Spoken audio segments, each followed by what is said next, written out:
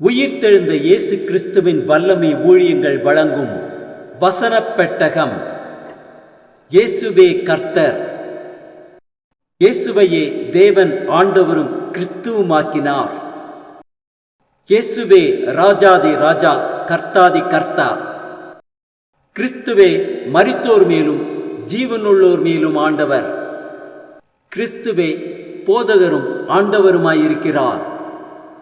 வசனப் பெட்டகத்தின் இன்றைய தின கருப்பொருள்: ஆயத்தப்படு. கடைசியாக என் சகோதரரே, கர்த்தரிலும் அவருடைய சத்துவத்தின் வல்லமையிலும் பலப்படுங்கள். ஆயத்தமாவதை குறித்ததான வேத வசனங்களை பார்க்கலாம். எபேசியர் 6:11 முதல் 18 வரை உள்ள வசனங்களில் வாசிக்கிறோம்: நீங்கள் பிசாசின் தந்திரங்களோடு எதிர்த்து நிற்க திராணி உள்ளவர்களாகும்படி தேவனுடைய சர்வாயுத வர்க்கத்தையும் தரித்துக் கொள்ளுங்கள். ஏனெனில் மாம்சத்தோடும் இரத்தத்தோடும் அல்ல, துரைத்தனங்களோடும் அதிகாரங்களோடும் இப்பிரபஞ்சத்தின் அந்தகார லோகாதிபதிகளோடும் வான மண்டலங்களில் உள்ள பொல்லாத ஆவிகளின் சேனைகளோடும் நமக்கு போராட்டம் உண்டு. ஆகையால் தீங்கு நாளிலே அவைகளை நீங்கள் எதிர்க்கவும் சகலத்தையும் செய்து முடித்தவர்களாய் நிற்கவும் திராணி உள்ளவர்களாகும்படிக்கு தேவனுடைய சர்வாயுத வர்க்கத்தையும் எடுத்துக் கொள்ளுங்கள்.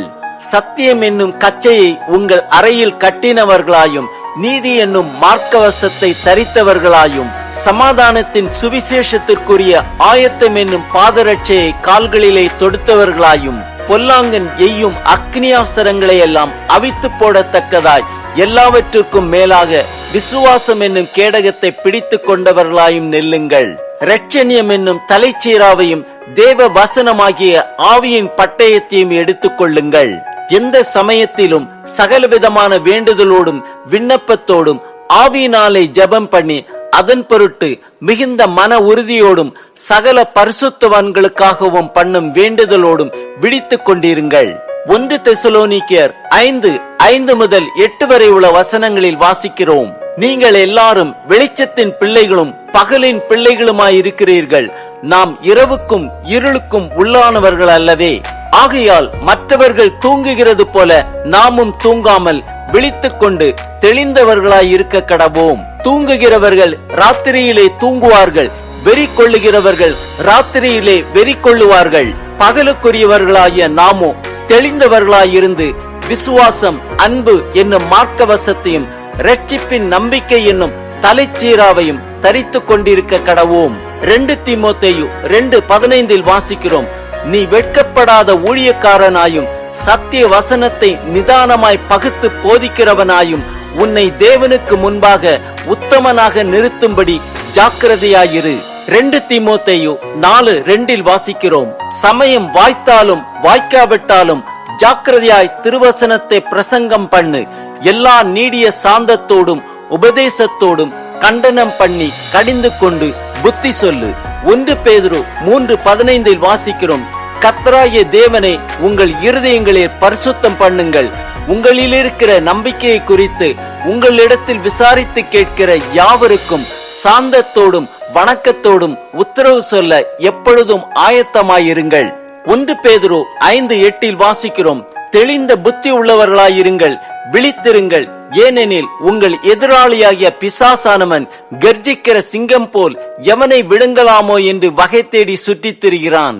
1 யோவான் 4:1-2-3 வாசிக்கிறோம்: பிரியமானவர்களே, உலகத்தில் அநேக கள்ள தீர்க்கதரிசிகள் தோன்றி இருப்பதினால் நீங்கள் எல்லா ஆவிகளையும் நம்பாமல் அந்த ஆவிகள் தேவனால் உண்டானவைகளோ என்று சோதித்தறியுங்கள். தேவ ஆவியை நீங்கள் எதனாலே அறியலாம் என்றால், மாம்சத்தில் வந்த இயேசு கிறிஸ்துவை அறிக்கை பண்ணுகிற எந்த ஆவியும் தேவனால் உண்டாயிருக்கிறது. மாம்சத்தில் வந்த இயேசு கிறிஸ்துவை அறிக்கை பண்ணாத எந்த ஆவியும் தேவனால் உண்டானதல்ல. வருமென்று நீங்கள் கேள்விப்பட்ட அந்தி கிறிஸ்துவனுடைய ஆவி அதுவே. அது இப்பொழுதும் உலகத்தில் இருக்கிறது. ஆம், இந்த கடைசி நாளில் கர்த்தரிலும் அவருடைய சத்துவத்தின் வல்லமையிலும் பலப்படுவோம். பிசாசின் தந்திரங்களோடு எதிர்த்து நிற்க திராணி உள்ளவர்களாகும்படி தேவனுடைய சர்வாயுத வர்க்கத்தையும் தரித்துக் கொள்ளுவோம். தெளிந்த புத்தி உள்ளவர்களாயிருந்து மாம்சத்தில் வந்த இயேசு கிறிஸ்துவை அறிக்கை பண்ணுவோம். தேவ வசனமாகிய ஆவியின் பட்டயத்தை எடுத்துக்கொண்டு ஜாக்கிரதையாய் திருவசனத்தை பிரசங்கம் பண்ணுவோம். கர்த்தருடைய சித்தத்தை நிறைவேற்றுவோம்.